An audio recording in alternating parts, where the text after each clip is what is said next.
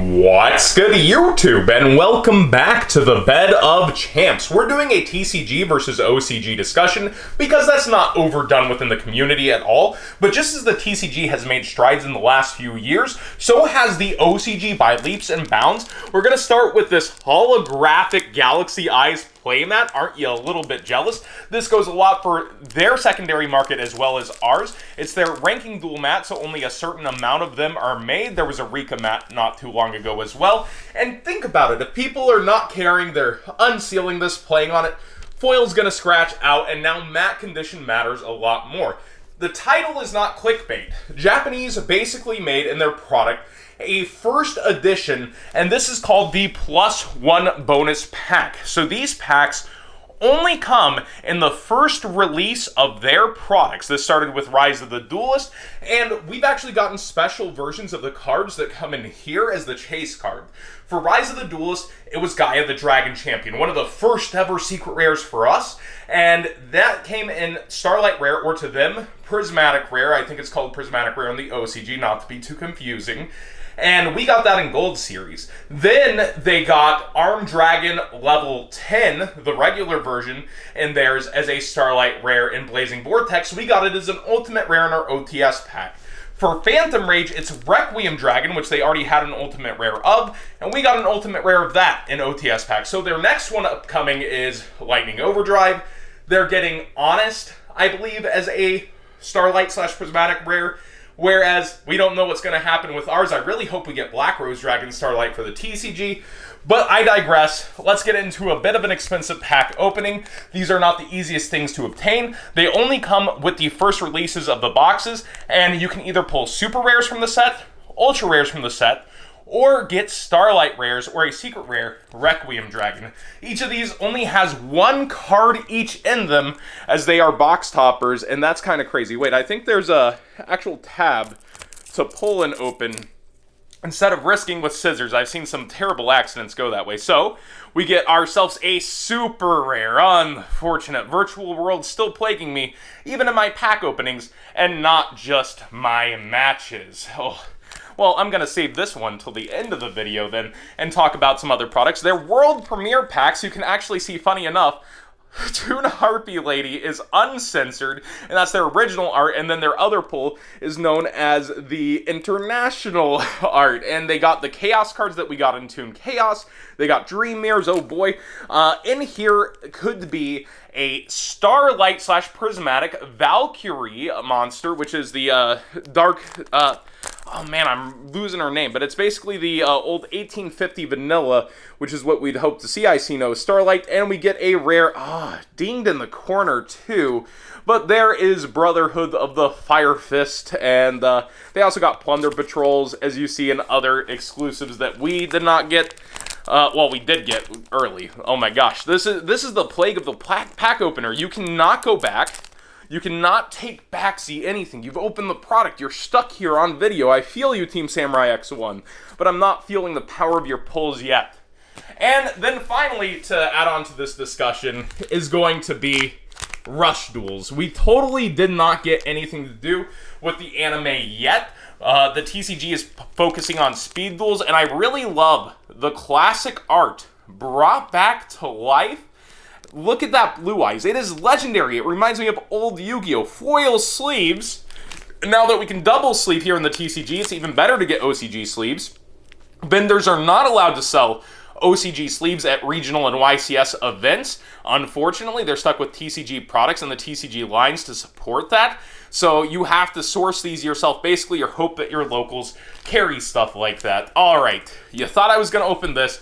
I'm actually going to run over here and get 3 fan letters before we get to the finale. I know, I'm getting really good at this pack opening stuff and teasing you guys. So the first one is actually from 5th Rate Duelist. I went on her live stream and helped talk about budgeting and that kind of stuff, and it seems to be from Think New as well. So let's go ahead and open that on up if we can. And we've got some, let's see here, what is this? That Cosplay Feeling.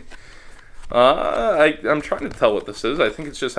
Hey, John, I hope you are doing well and okay. After whatever the storm was, 5th rate, just wanted to thank you for being in the best supportive Yu-Gi tuber ever. I thank you so much.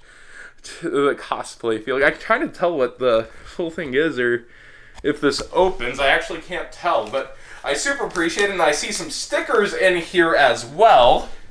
I believe they sell these on their site. I see you touching your deck. We got hugs from the... I played this deck for a while, the Fright for Fluffles. So much potential. That's what you give your kid when they're failing on the report card. Next up, I have something from... I know who this is. Team Narrow Spades. And, oh. Wow. Thank you so much for the full art freaking Mystic Mine. You already know. You already know that's trouble with me. Be sure to put Time Wizard with your Dark Sage. Oh, from beating Simo? Oh, no. Shot. People know I love Dark Sage now. Simo, I'm sorry. This is sealed with electric tape, so it's really hard for my scissors to get to, but really easy to peel off. I went for the scissors first. So an OCG Time Wizard to go with my Dark Sage. We've got...